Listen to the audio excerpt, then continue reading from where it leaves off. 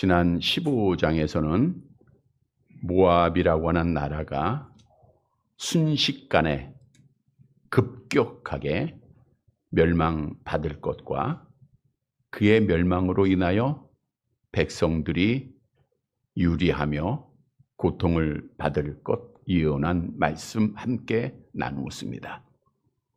그런데 오늘 본문에서 이사야 선지자는 모압이 하나님의 심판을 받을 것을 예언하면서 또 다른 한편으로 그 패망으로부터 구원받을 길을 제시하고 있다는 거예요. 우리가 지금 하나님께서 이사야 선지자를 통하여 유다의 주위의 10개국에 대한 멸망의 예언을 듣고 있습니다. 먼저 바벨론에 대해서 멸망했죠. 아수르에 대해서 멸망을 예언했죠. 블레셋에 대해서 멸망을 예언했고 네 번째 모압에 대한 멸망 예언입니다. 그런데 지금까지 예언한 또 앞으로도 예언할 나라들 중 그들에게 패망으로부터 멸망으로부터 구원받는 길을 제시하지 않았다는 거예요. 그러나 오늘 본문 말씀에서 하나님께서 모압에게는 패망을 예언하면서도 구원의 길을 제시하고 있다는 거예요. 왜 하나님께서 모압에게 구원의 길을 제시하셨을까요? 그것은 아는 대로 모압은 누구의 후손이에요? 롯의 후손이죠. 아브라함의 조카입니다. 그러니까 어떻게 보면 따져 올라가 보면 혈통과 핏줄이 있어요. 아브라함이 하나님 앞에 복을 약속받고 고향을 떠날 때 조카 롯을 데리고 떠나지 않았습니까? 함께 거할 수 없으므로 조카 롯이 소돔과 고모라 성을 향하여 나아갔고 그 소돔과 고모라 성이 멸망을 받을 때 반드시 당연히 롯의 가족도 다 한 줌의 재로 변해야 돼요. 그런데 하나님께서는 하나님의 사자를 아브라함에게 보내셨고 아브라함이 그 소식을 알고 하나님 앞에 간절히 중보기도하지 않았습니까? 하나님, 의인 50이 있으면 하나님이 멸하시겠습니까? 마지막에 의인 10사람이 있으면 멸하시겠습니까? 라고 하면서 조카 롯을 위해서 간절히 기도했고 하나님께서는 조카 롯을 구원해 주셨단 말이에요. 그의 후손이 모압이에요. 이 말씀을 묵상하면서 야, 우리 하나님은 사랑의 하나님이신데 무엇보다도 하나님의 택한 백성들이 기도하고 있는 하나님의 택한 백성들이 관심 갖고 있는 자들에 대해서도 하나님이 관심을 가지고 있다고 하는 사실을 깨닫게 돼요. 다시 말하면 여러분들이 기도하는 사람들이 있습니다. 여러분들이 관심 갖는 자들이 있어요. 그 사람에 대해서도 하나님이 지금 관심을 갖고 있다는 거예요. 아브라함이 롯을 위해서 기도할 때 그의 후손에게까지 하나님이 관심을 가졌듯 여러분들이 기도할 때 하나님께서는 그냥 흘리지 아니하시고 그의 후손들에게까지 관심을 가지시고 사랑을 베푸신다고 하는 사실, 이 사실을 믿으시기를 바랍니다. 그러면 오늘 반드시 멸망받아야 될 모압에게 하나님께서 구원의 길을 예언한다고 하는 것은 무엇을 우리에게 의미하고 있는가? 먼저 우리는 아담의 타락으로 말미암아 모압이 반드시 죽어야 하듯 우리도 반드시 죽어야 할 자들입니다. 로마서 5장 12절 암송합니다. 그러므로 한 사람으로 말미암아 죄가 세상에 들어오고 죄로 말미암아 사망이 들어왔나니 이와 같이 모든 사람이 죄를 지었으므로 사망이 모든 사람에게 이르렀느니라. 그런데 하나님께서는 죽어 마땅할 인생들에게 구원의 길을 제시하고 있다는 거예요.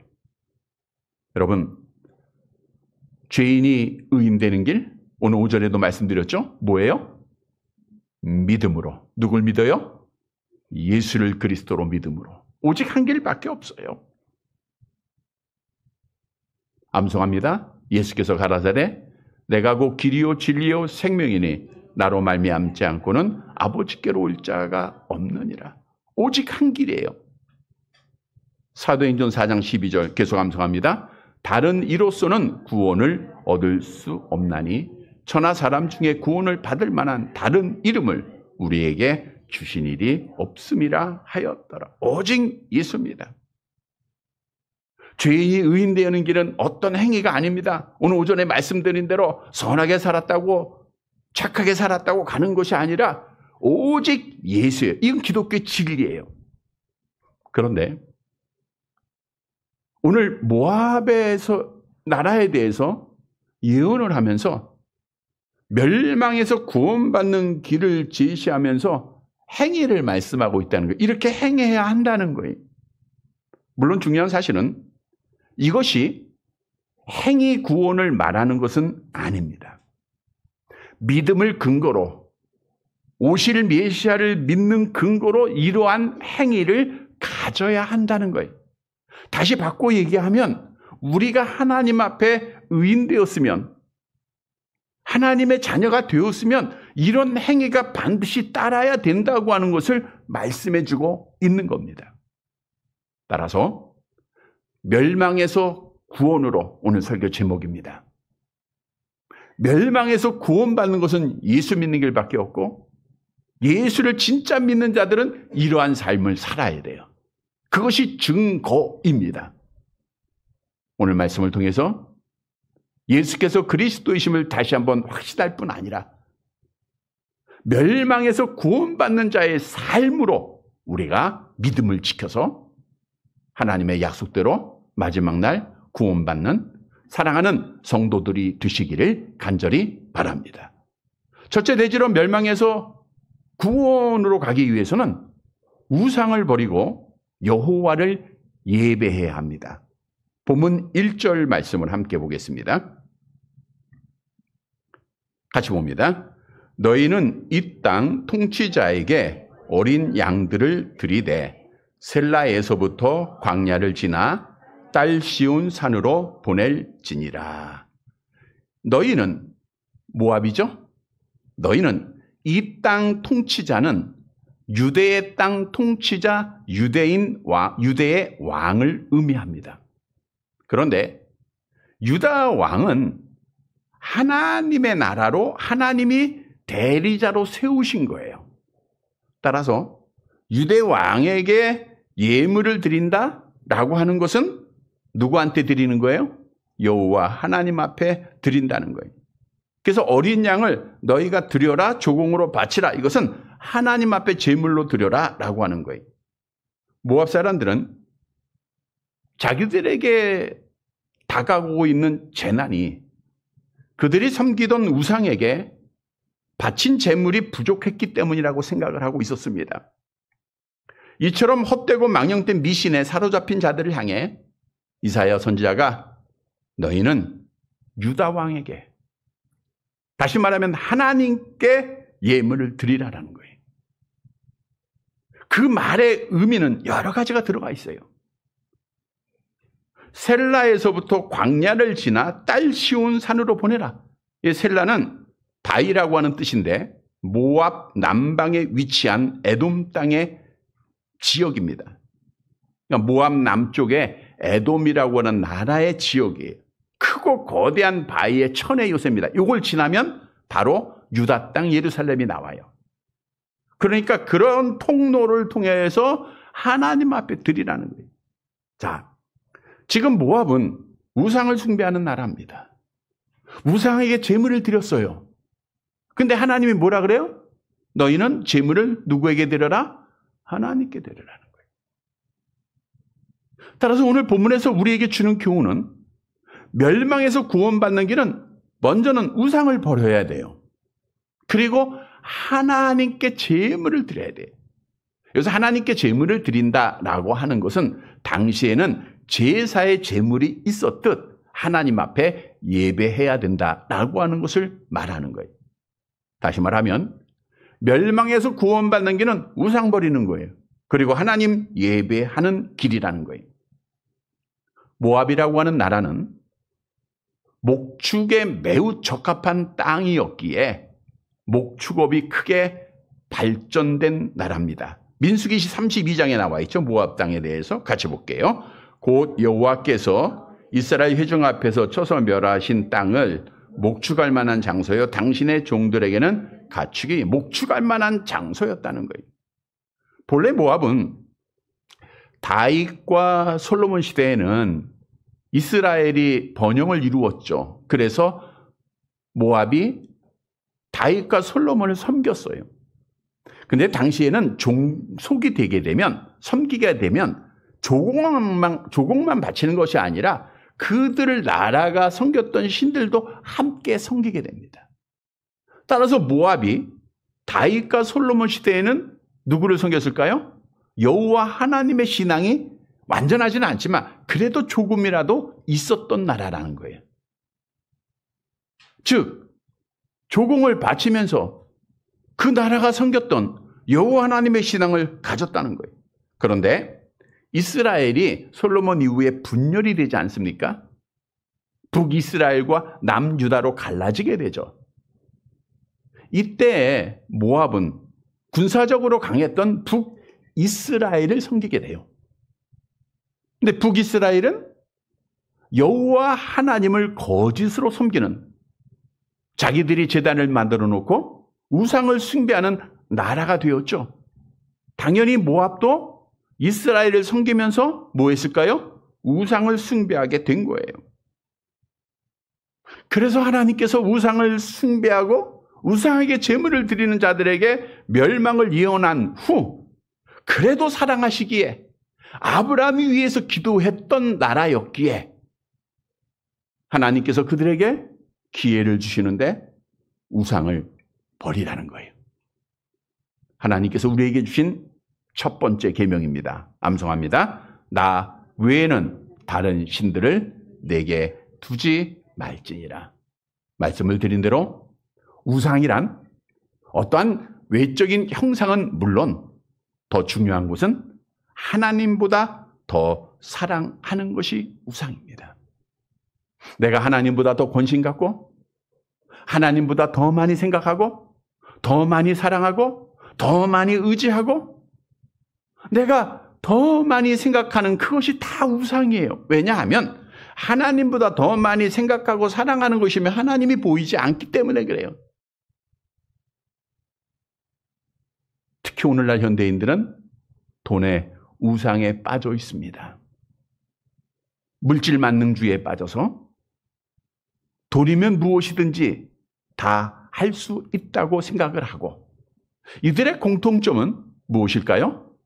돈을 참 자랑해요. 지난 주간도 어떤 권사님을 나갔던 권사님인데 만났는데 그렇게 돈을 많이 번 것에 대한 자랑을 하더라고요. 돈을 많이 벌어도. 그래서 이건 아니다라고 하는 생각을 갖게 됐어요.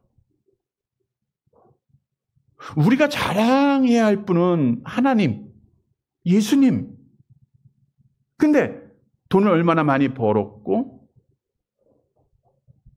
뭐가 얼마나 많이 올랐고 투자를 잘해서 돈을 벌었고 이러한 것들은 사실 아무런 필요가 없는 거예요. 근데 말이라고 하는 것은 어디서 나오는 거예요? 마음에서 나오잖아요. 그 마음에는 돈이 있는 거예요. 그런데 성경은 돈을 자랑하고 사랑하는 자에게 이렇게 경고하죠. 디모데전서 6장 9절 10절 함께 봅니다. 부하려 하는 자들은 시험과 올무와 여러 가지 어리석고 해로운 욕심에 떨어지나니 그 사람으로 파멸과 멸망에 빠지게 하는 것이라. 돈을 사랑함이 일만하게 뿌리가 되나니 이것을 탐내는 자들은 미혹을 받아 믿음에서 떠나 많은 근심으로 자기를 찔렀도다. 돈을 사랑하는 자는 믿음에서 떠난다라고 하는 것은 결국 믿음을 지키지 못한다는 거예요. 우리도 많은 분들이 믿음을 지키지 못하는 것을 보게 됩니다. 그런데 오늘날 지혜롭다고 하는 자들은 하나님과 재물을 겸하여 섬기는 거예요. 나는 하나님도 섬기고 재물도 섬기는 거예요. 누릴 것 누리고 가질 것 가지면서 내가 천국 가고 싶어하는 자들인 거죠.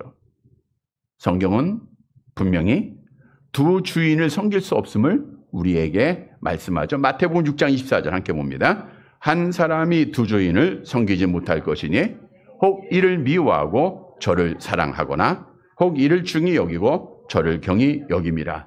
너희가 하나님과 재물을 겸하여 섬기지 못하느니라. 따라서 우리가 정말 하나님 앞에 예수를 믿는다고 하면 우리는 우상을 두지 말아야 돼요. 정말 우리는 하나님만 보여야 됩니다. 눈을 감아도 하나님이 보이고 눈을 떠도 하나님이 보이고 생각 속에 하나님이 중심이 되어져 있어야 돼요. 나의 삶 속에 하나님이 주인이 되어져야 됩니다. 우상을 버려야 돼요. 그리고 모압에게 명하기를 너희가 하나님께 제물을 드리라 말하였듯 우리가 하나님을 예배하는 자들이 돼야 돼요.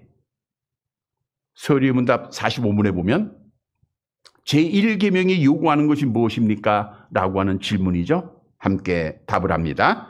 제1계명이 요구하는 것은 하나님은 유일한 참신이 되심과 우리의 하나님이 되심을 알고 승인하며 그대로 그에게 경배하며 영화롭게 하라 한 것입니다.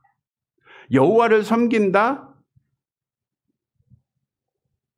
여호와를 신앙한다, 이거는 한마디로 하나님만 예배하면 된다는 거예요.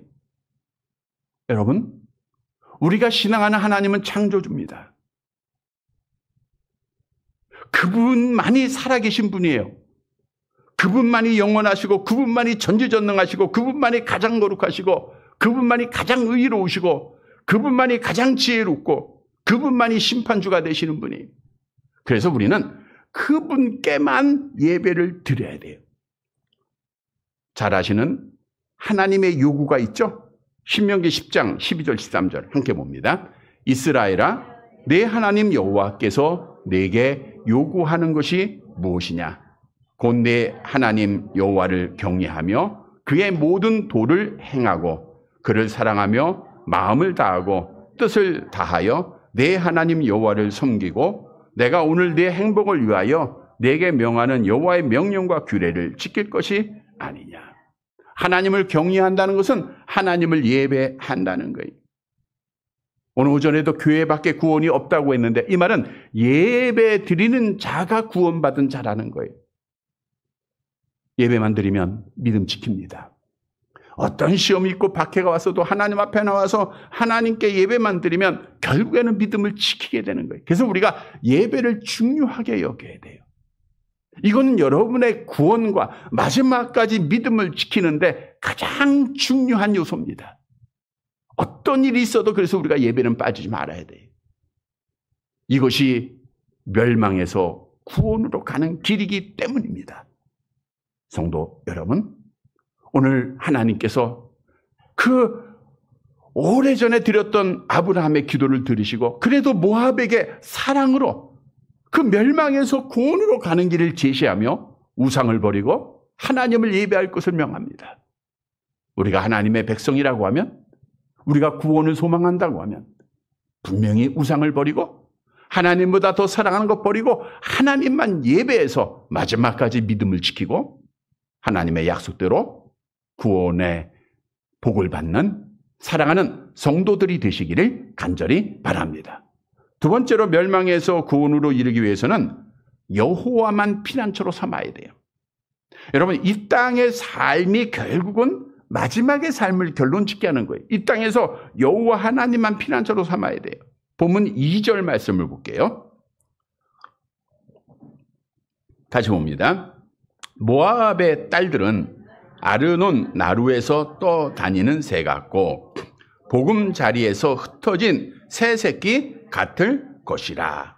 모압의 딸들은 모압의 성읍에 사는 사람들을 말하고 있는 거예요. 그러니까 모압 백성들을 의미하고 있는 겁니다. 아르논 나루토는 모압과 에돔의 국경 지역이에요. 즉 모압이 북쪽으로부터 공격을 받고 결국 이제 아수르의 공격을 받고 나중에는 바벨론에 의해서 멸망을 당하는데 쭉 공격을 받을 때 그들이 도망을 가는 거예요. 남쪽으로 도망 가다가 아르논 나르토를 이르게 됩니다. 그래서 아르논 나르토는 여러 나라로 갈 수 있는 길목이에요. 그 모압 피난민들은 에돔의 북쪽에서 아르논 나르토까지 모여드는 거예요. 왜? 도망해야 되니까. 여러분, 왜 전쟁 때 도망을 간다 그랬죠?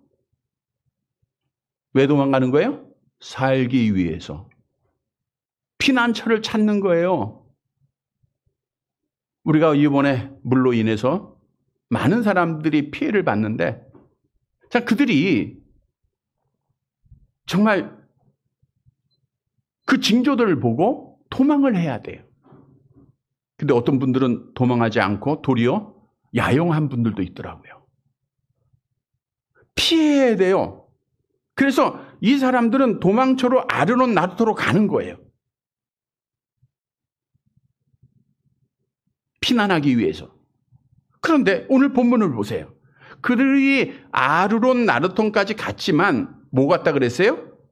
떠다니는 새 같다 그랬어요. 떠다니는 새는 뭐예요? 새는 보금자리를 찾아야 되잖아요. 지금 우리도 앞에 보면 비둘기가 저 맞은편에 보금자리예요. 얼마나 많은 비둘기가 있는지 몰라요. 그래서 우리가 이쪽으로 오지 못하게 하기 위해서 여러 가지 방법을 하는데 비둘기가 굉장히 뱀만 지혜로운 게 아니라 지혜롭습니다. 학습 효과가 있어가지고 지금 여기 앞에 우리 테라스도 그들의 놀이터가 돼 있어요. 안식을 그들이 저기서 누리려고 해요. 안식. 예? 근데 여기 오늘 본문에 보면 자, 여기서는 우리가 좀 쉴 수 있겠지 했는데 뭐 같다 그래요?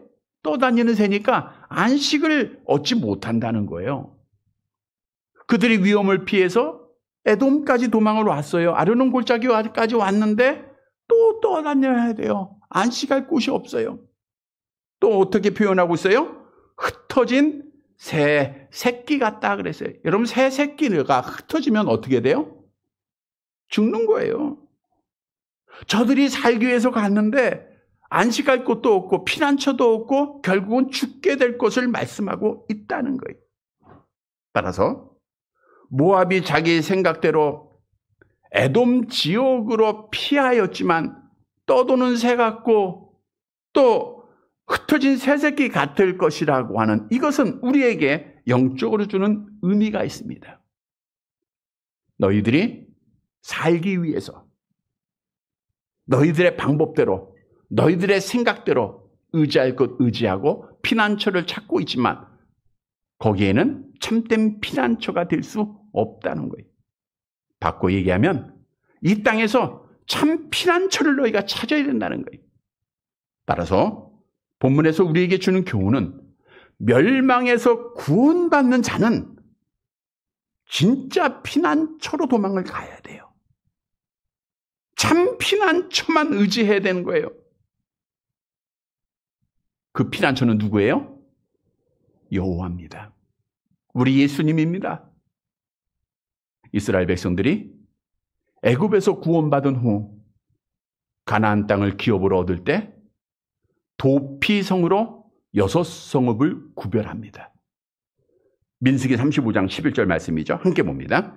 너희를 위하여 성읍을 도피성으로 정하여 부지 중에 살인한 자가 그리로 피하게 하라. 사실은 보복법에 의해서 죽어야 해요. 근데 피난처로 피하면 어디로? 도피성으로 피하면 다른 곳에 피하면 안 돼요. 친구 집에 숨어 있거나 저 산속 바위 속에 숨어 있으면 안 됩니다. 그럼 죽어요. 하나님이 정한 도피성으로 피하면 살아나는 거예요. 여러분, 우리가 이 땅에 살면서 악한 영의 지배 속에서 수많은 괴로운, 수많은 문제들, 수많은 어려움들이 있습니다. 어디로 피하고 있죠? 어디에서 내가 안식을 찾고 평안을 찾고 있죠? 돈 있는 자는 통장의 현금 잔고를 보면서 또는 지갑의 현금을 보면서 안식을 누리는 자들이 있을 거예요. 권세 있는 자들은 권세를 자랑하면서 자기의 어떤 세상 것을 자랑하면서 평안을 찾고자 하는 자들도 있을 겁니다. 그러나 이 세상에서 피난처로 삼고자 하는 자는 오늘 본문에 보니까 떠다니는 새와 같고 흩어진 새끼와 같다는 거예요. 다 헛된 것이고 죽을 수밖에 없다는 거예요. 참된 피난처가 아니에요. 성경도 우리의 참된 피난처에 대해서 분명히 말씀합니다. 시편 46편 1절 함께 봅니다. 하나님은 우리의 피난처시요 힘이시니 환난 중에 만날 큰 도움이시라. 여호와 하나님만이 우리의 피난처예요. 남유다가 아수르의 공격을 받습니다. 사네립 왕에 의해서 남유다 전체가 초토화됐어요. 그리고 나머지 예루살렘 성을 아수르 군대 수십만 명이 에워쌉니다. 꼼짝없이 죽어야 돼요. 그러나 히스기야 왕은 세상을 의지하지 않고 살겠다고 도망가지 않고 하나님의 전에 들어갑니다. 이사야 37장 1절 함께 봅니다. 히스기야 왕이 듣고 자기의 옷을 찢고 굵은 베옷을 입고 여호와의 전에 갔고, 굵은 베를 입고 여호와의 전에 갔다는 건 뭐예요? 여호와 하나님을 뭐로 삼은 거예요? 피난처로 삼은 거예요. 하나님 살려주세요. 하나님밖에 없습니다. 하나님 지켜주세요. 하나님 이 문제 해결해 주세요. 하나님밖에 없습니다. 오직 여호와 하나님만 바라보는, 여호와 하나님만 피난처로 삼는 히스기야 왕의 모습이라는 거예요. 하나님은 자기에게 피한 자를 하나님이 당연히 지켜주시죠. 그래서 그 밤에 하나님의 사자를 보내요 18만 5천 명을 죽입니다. 아수르 왕 사네립이 예루살렘 성읍을 점령하는 걸 포기하고 도망을 가요. 하나님 앞에 완전히 구원받았어요. 그래서 우리는 하나님 앞에 피해야 되는데, 여러분 속히 피해야 됩니다.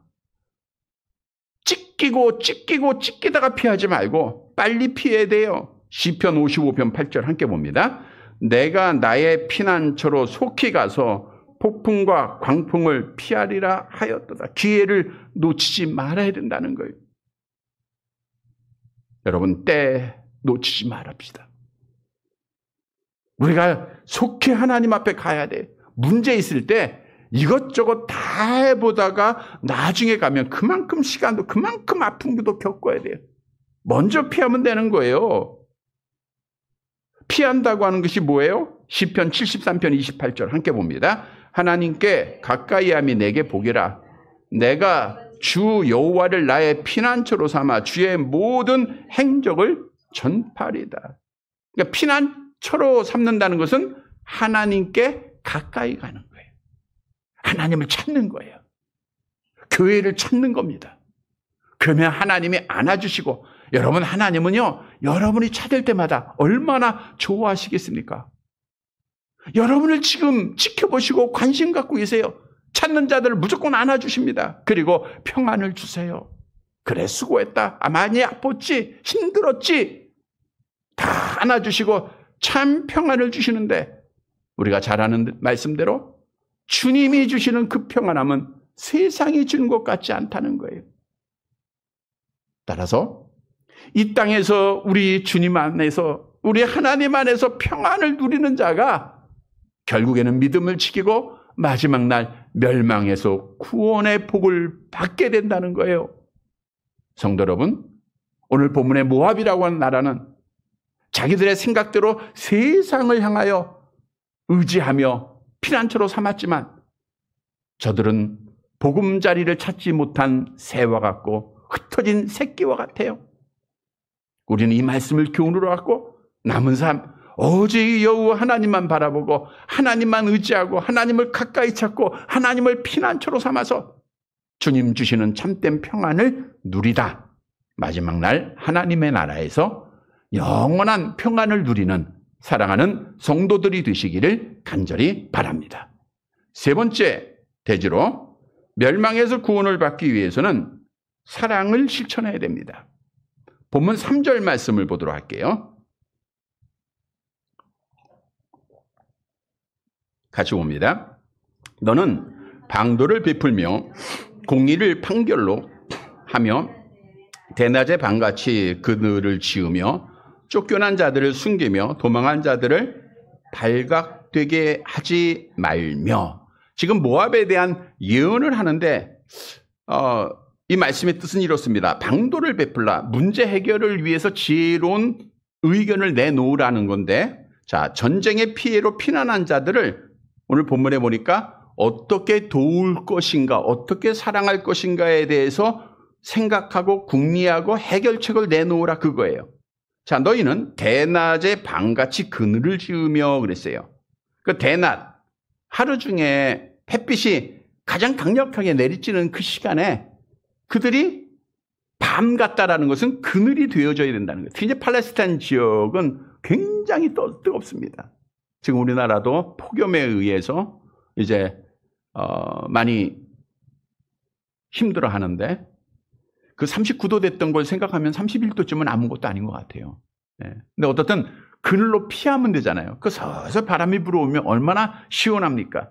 그렇게 너희가 그렇게 되라는 거예요. 또 쫓겨난 자들을 숨기며 도망한 자들을 발각되지 않게 하라. 이 말은 뭐예요? 모압에 도망한 자들, 모압으로 도망한 자들이 있다는 거예요. 쫓겨난 자들이 있다는 거예요. 자, 그러면 여기서 쫓겨나고 도망한 자들은 누구를 의미하고 있는가? 여기서 쫓겨나고 도망한 자들은 다음 절에 보니까 4절에 보면 뭐라 그래요? 잘 보세요. 4절 같이 볼게요. 시작. 나의 쫓겨난 자들이에요. 나의 쫓겨난 자들이니까 뭐예요? 하나님의 쫓겨난, 하나님의 백성을 말하고 있는 거예요. 그러니까 유다 나라를 말하고 있는 겁니다. 유다 나라가 모압이 멸망받기 전에 모압으로 도망을 간다는 거예요. 그때 너희는 그들에게 그늘이 되어주고 그들의 피난처가 되고 그들을 사랑으로 영접하라라고 말하고 있는 거죠. 4절 계속 볼게요. 나의 쫓겨난 자들이 너와 함께 있게 하되 너 모압은 멸절하는 자 앞에서 그들에게 피할 곳이 되라. 대저토색하는 자가 망하였고 멸절하는 자가 그쳤고 압제하는 자가 이 땅에서 멸절하였으며. 나의 쫓겨난 자들, 말씀드린 대로 하나님의 나라에 거주하던 유다 백성들이 쫓겨납니다. 자, 유다 백성들이 하나님의 말씀에 불순종하고 선지자들의 말을 듣지 않고 그들이 우상숭배하잖아요. 유다 백성도. 그래서 하나님께서 그들에게 대한 심판을 경고하시면서 아수르의 공격을 받게 합니다. 아수르로부터 많은 공격을 받잖아요. 자, 모압이란 나라는 9세기에 전성기를 이루다가 7세기에 아수르의 압박을 받아요. 그리고 많이 약화가 됩니다. 그 후에 멸망은 바벨론에 의해서 멸망을 받아요. 유다가 아수르의 공격을 받을 때 그래서 그 사람들이 그때 모압으로 피했던 거예요. 근데 하나님께서 말씀하시기를 너 모압은 멸절하는 자 앞에서 그들에게 피할 곳이 되라. 여기 멸절하는 자, 그러니까 유다를 죽이려고 했던 자는 누구예요? 아수르란 말이에요. 아수르에 의해서 피한 자들에게 너희가 피할 곳이 되라. 그들을 사랑으로 영접하라는 거예요. 근데 모압은 이미 이스라엘 백성들이 애굽에서 구원받을 때 그들을 거절했잖아요. 근데 하나님이 이제는 너희가 정말 멸망에서 구원을 얻기 위해서는 너희한테 피한 자들, 어려운 자들을 너희가 사랑으로 도와줘야 된다라는 것을 말씀하고 있는 거예요. 자, 왜 모압이 유다 백성을 피하고 살려주어야 하는가의 답이 5절에 나와 있죠. 함께 봅니다. 다윗의 장막에 인자함으로 왕위가 굳게 설 것이요 그 위에 앉을 자는 충실함으로 판결하며 정의를 구하며 공의를 신속히 행하리라. 다윗의 장막은 다윗의 후손을 말하는데 우리 예수님에 대한 예언입니다. 예수님이 다윗의 후손 왔죠? 암송해 볼까요? 아브라함과 다윗의 자손 예수 그리스도의 세계라. 그는 왕에 앉은 보좌를 말하는데 우리 예수님은 왕으로 오셨습니다. 즉 유다 백성의 후손으로 누가 와요? 메시아가 왕으로 올 것이기에 너희가 그들을 지켜주고 보호해야 된다는 거예요. 그것이 보호해야 할, 사랑해야 할 이유입니다. 오늘 하나님께서 멸망받아야 할 모압에게 하나님이 마지막 길을 제시하는데 유다 백성들을 사랑하라는 거예요. 따라서 오늘 본문에서 우리에게 주는 교훈은 사랑을 실천하는 자가 마지막 날 멸망에서 구원을 얻게 된다고 하는 사실입니다. 여러분, 하나님의 심판은 마지막 날 완전한 심판입니다. 우리가 잘 아는 대로 우리 주님이 심판주로 임하셔서 오른편의 양과 왼편의 염소를 구분하죠. 그리고 오른편들에게 있는 양들에게 뭐예요? 자, 우리 마태복음 25장 34절 함께 봅니다. 그때 임금이 오른편에 있는 자들에게 이르시되 내 아버지께 복받을 자들이여 나와 창세로부터 너희를 위하여 예비된 나라를 상속받아. 그리고 뭐라고 말씀합니까? 내가 줄일 때 너희가 먹을 것을 주었고 목마를 때에 마시게 하였고 나그네 됐을 때 영접하였고 헐벗을 때 옷을 주었고 병들었을 때 돌보았고 옥에 갇혔을 때 와서 보았느니라. 하나님 앞에 구원받은 자는 사랑을 실천해야 된다는 거예요. 성경도 약속합니다. 내려가 볼게요. 잠언서 19장 17절 함께 봅니다. 가난한 자를 불쌍히 여기는 것은 여호와께 구워 드리는 것이니 그의 선행을 그에게 갚아 주시리라. 하나님이 다 갚아주네. 마지막 날 구원으로 갚아주시는 거예요. 성도 여러분, 우리가 구원받은 자는 사랑을 실천하는 자입니다. 어려운 자를 도와야 됩니다. 우리는 영접할 줄 아는 자가 돼야 돼요. 사랑을 잘 실천하다가 마지막 날 하나님의 사랑을 받는 사랑하는 성도들이 되시기를 간절히 바랍니다. 말씀을 정리해 드립니다. 오늘 본문의 말씀은 당연히 멸망받아야 할 모압. 그래도 하나님이 마지막 기회를 그에게 주고 사랑과 관심을 표하며 선지자를 통해서 멸망에서 구원으로 가는 길을 제시합니다. 성도 여러분, 멸망에서 구원으로 가는 길은 첫째로 뭘 버려야 돼요? 우상을 버리고 누굴 예배해요? 하나님 예배됩니다. 그리고 누구를 피난처로 삼아야 돼요? 하나님을 피난처로 삼아야 돼요. 그리고 사랑을 실천해야 합니다. 사랑하는 성도 여러분, 우리는 하나님 앞에 구원받은 자로서 이렇게 해야 믿음 지키는 거예요. 멸망에서 구원으로 하나님의 은혜로 옮겨진 자들로 우리는 마지막 날 구원을 위해서 날마다 우상 버리고 여호와 하나님 예배하고 우리 여호와께만 피난처로 삼고 사랑을 실천해서 약속대로 마지막 날 구원받는 사랑하는 성도들이 되시기를 주님의 이름으로 간절히 바랍니다.